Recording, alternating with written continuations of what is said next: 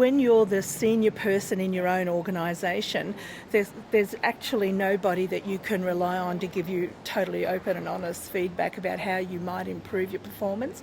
And even though I've got professional supervision, that is still yet only one other person's point of view from their experience. So this is an opportunity to have that sort of learning from the hundreds of people that are here today and over the next few days as well. So the CEO part of this conference, I think, is really vital for the success of any board and your ongoing success as a CEO in an organisation that's ever changing.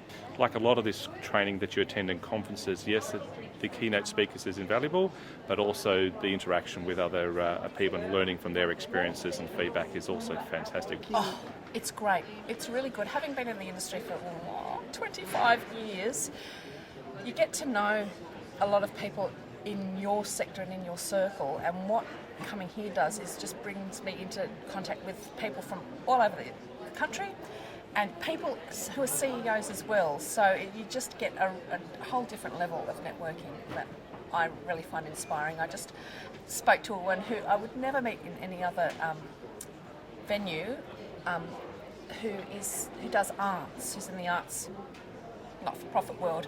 Would never have met her otherwise, and she gave me some really, really good information about intellectual property, which we're going to start using and thinking about. We swapped cards, so it's that kind of networking that makes me come. Look, I've got lots of education in lots of areas, but there's nothing like learning from people who've been through exactly the same thing or so close to the same thing that you're going through. And even if you're in an educational institution, you're still talking to people who've probably been out of the industry for a little while, maybe only a couple of years, and it's theory. But here it is, it's grounded in practice. These people are facing it every single day. So, their opinion, their learning is really valid and up to date. And so this is the best place for me to be. I've come from quite a smaller organisation. I did have 10 staff that I was working with to 80 staff that I'm now working with. So it's a bit of a growth for me, yes. And you're hoping to link up with people who've been in the same situation? Absolutely, yes. I'm sure there'll be others that have done that sort of thing in the past before here too.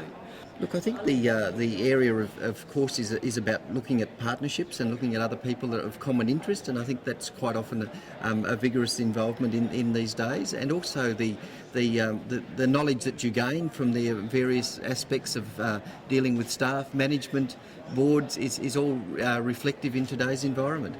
Obviously keep learning, you keep coming back. Yes, I think that you always learn different things from different people.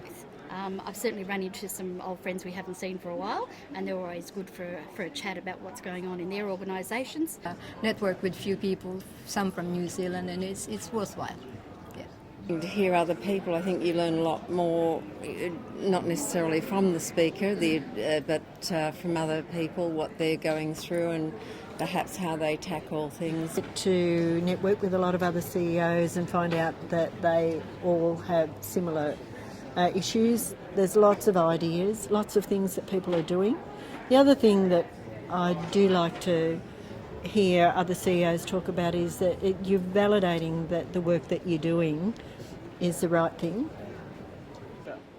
Yeah, and you think, what do I have in common with somebody from Western Australia who runs residential services?